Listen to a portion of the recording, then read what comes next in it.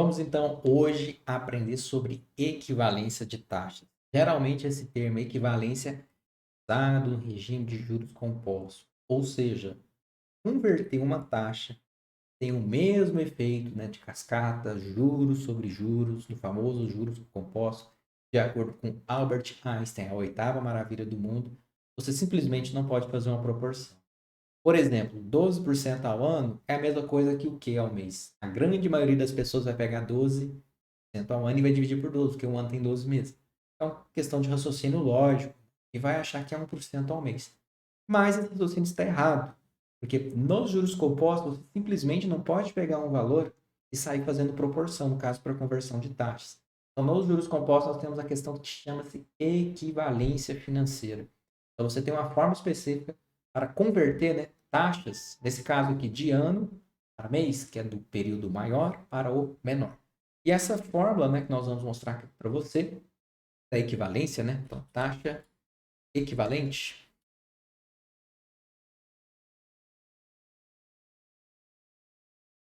ela é 1 mais a taxa que tenho,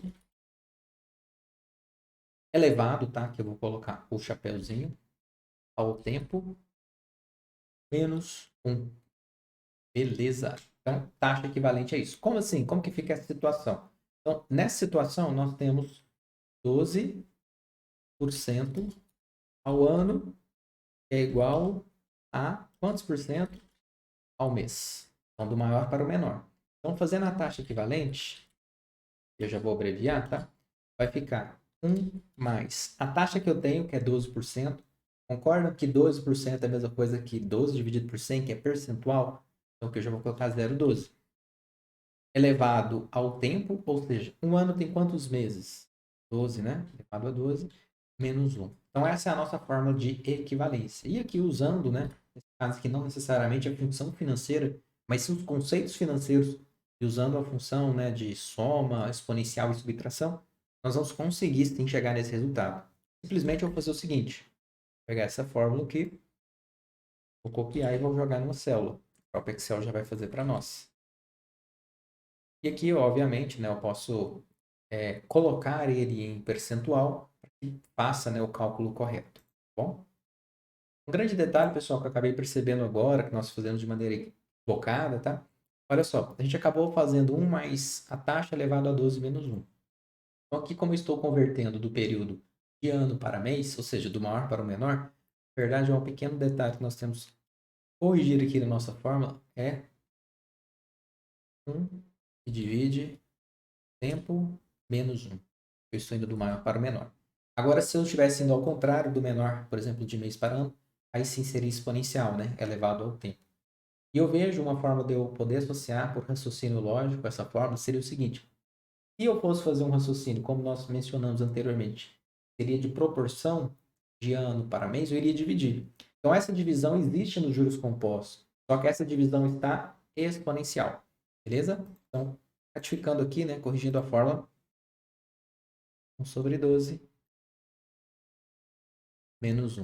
Então, aqui eu já faço também a correção. Inclusive, eu já acabei, sem querer, dando um pequeno spoiler, né, da aula, próxima aula, da próxima ferramenta, né? Que é converter do menor para o maior. Beleza? Então aqui está assim. Agora sim a nossa taxa está ao mês. E se você perceber, olha que interessante. Então, se eu fosse fazer uma proporção, 12 dividido por 12 ia dar 1%. Quando eu uso juros compostos, ele dá menos do que 1%. Porque essa conversão do maior para o menor, ele faz aquele efeito cascata, né? E nesse caso aqui, a taxa fica menor. E é por esse motivo que você vai ver que a grande maioria das instituições financeiras, na verdade todas, né, elas não usam, né, os juros compostos em operações inferiores a 30 dias.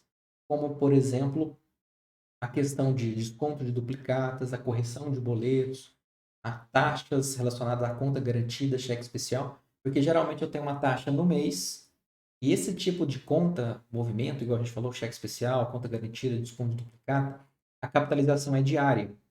Então, geralmente as instituições financeiras, elas usam o que a gente chama de juros simples.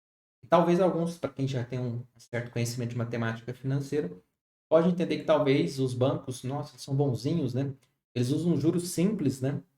Para fazer essa correção. Não, é porque o juros simples em período inferior a 30 dias, ele tem um poder de taxa de juros maior. Legal? Então é por esse motivo. Então, automaticamente, de maneira complementar, você já veio de brinde, né? Com essa informação que talvez você não vai encontrar em nenhum livro e poucas pessoas talvez não tenham coragem, né, de mencionar isso. Beleza? Então tá aqui a conversão da nossa taxa. Vejo na próxima aula, onde nós vamos falar também de conversão de taxa, só que no exemplo, né, de um menor para um maior, ou seja, por exemplo, de mês para ano. Espero você lá. Até breve.